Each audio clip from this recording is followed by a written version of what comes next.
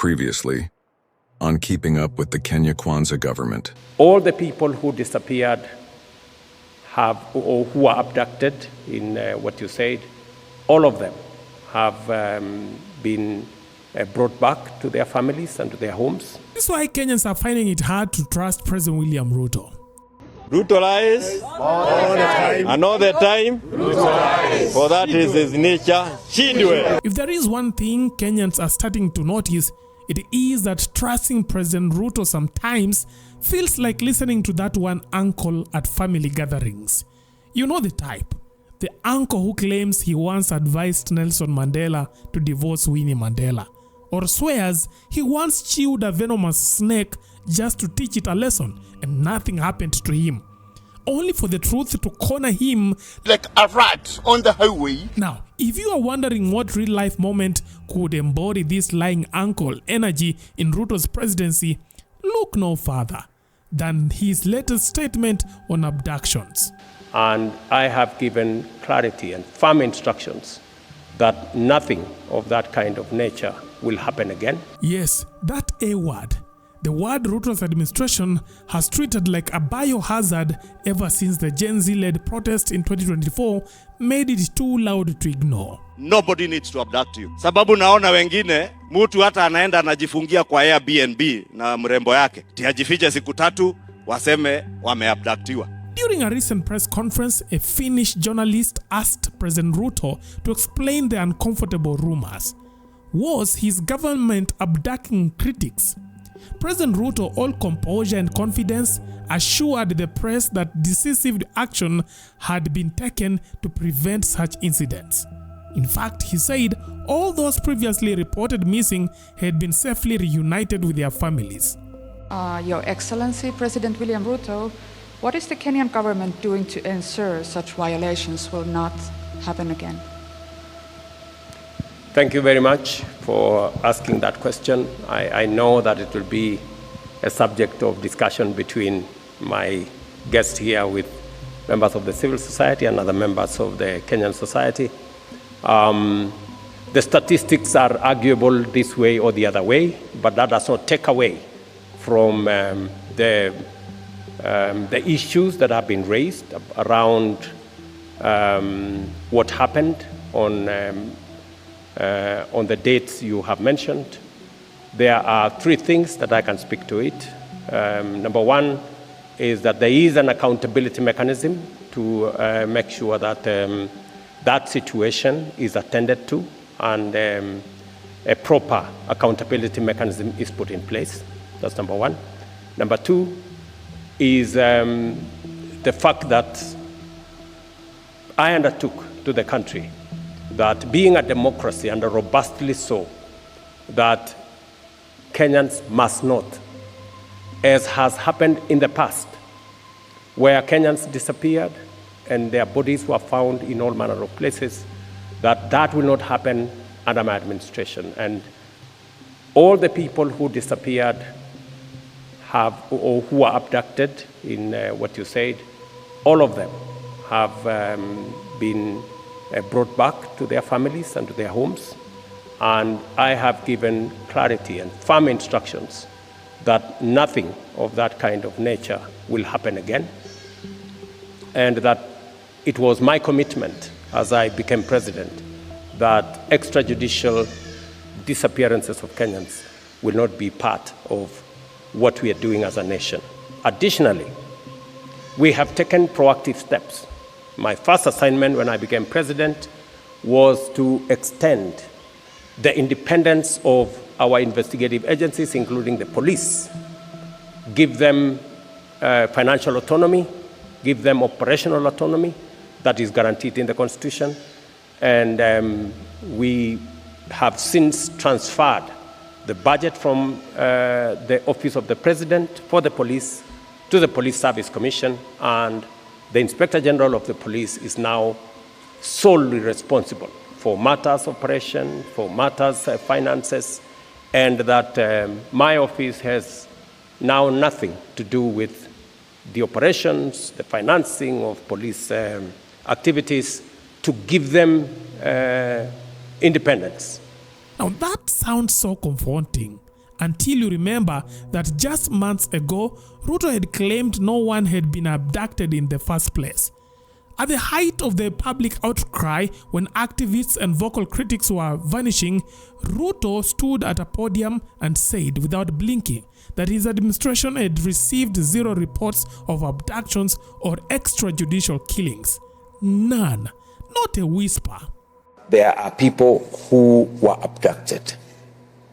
My good friend Sospita, I made a commitment to the people of Kenya, and I want to look you in the face, that under my administration, I do not want a situation where a Kenyan disappears.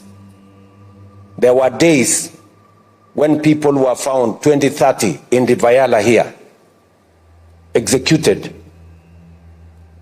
I want to promise you and promise the people of Kenya that under my administration, there will be no Kenyans in Rivayala or any other river or in any other place. If, my good friend Sospita, and I am here, if there is a family, any family, that their child or their friend or their relative went to a demonstration, whether it is last year or this year, and never came back, I want to know the names, because I will take firm and decisive action.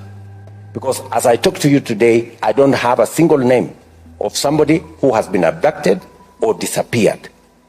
And the Minister for Interior, the PS for Interior is here, Raymond. If Sospita, kama uko na jina, mtu alienda maandamano, akapotea, hajulikani mahali yuko, tunataka jina yake, familia yake wakuje, patia huyu mungwana hiyo majina, we will deal with that situation. Because Kenyans have a right and freedom of association, right? Within the parameters of the law. And no Kenyan should be subjected to any inhuman treatment because of their political persuasion. While President Ruto boldly told the public his hands were clean, no reports of abductions, no shady business, his then Attorney General Justin Muturi was dealing with the exact opposite. Muturi's son, allegedly abducted by security officers, disappeared in the shadows of the state. And Muturi, despite sitting on the very National Security Council tasked with overseeing such matters, he couldn't find a trace of him.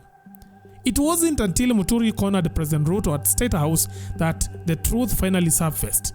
In the face of direct confrontation, Nuruddin Haji, the Director General of the NIS, admitted they were indeed holding Muturi's son. Following a direct order from Ruto, the young man was later released. When my son was abducted, all efforts to trace him and get him released from the various security agencies in the country proved futile, until when I went to the president himself and he called the Director General of the National Intelligence Service. Then my son was promptly released. It is therefore not rocket science to know that my son and many other young Kenyans were in the custody of that same squad and or the Director of National Intelligence Service with the knowledge of the president. Now, the encounter peeled back the curtains on a troubling contradiction. In private, President Ruto knew the abductions were happening. In public, he denied them. Because as I talk to you today, I don't have a single name of somebody who has been abducted or disappeared. And the duplicity ignited Muturi's fury. Now, since the incident, Muturi has launched repeated pointed attacks on the president, demanding transparency and justice for other families whose stories may never reach a press conference. I want to say we cannot be told that the police do not know. Our police is known to be one of the most efficient in this region. And therefore, if they wanted to crack this matter and bring the culprits to book, it will be a matter of just a few days or hours. So I'm calling upon everybody in government, and more so particularly because ultimately responsibility must belong to somebody. We say the buck must stop somewhere. In this case, the president is the President of the Republic of Kenya, head of government, and Commander-in-Chief of all defense forces. Therefore, Mr. President, I'm calling upon you now to order an end to these abductions, which you promised, killings, extrajudicial killings, and an open inquiry to examine, inquire into how these things have been happening. We cannot make it normal. We know that these are very young lives that have been taken away. What do you think the parents of these young ones are feeling? Everybody must put themselves in the shoes of these parents and relatives who have been agonizing. Did they enjoy Christmas? They could not, when everybody else was enjoying their Christmas. Surely, this must be something that we must take to the next level, where we must involve in a commission of inquiry, which must include people from all sectors.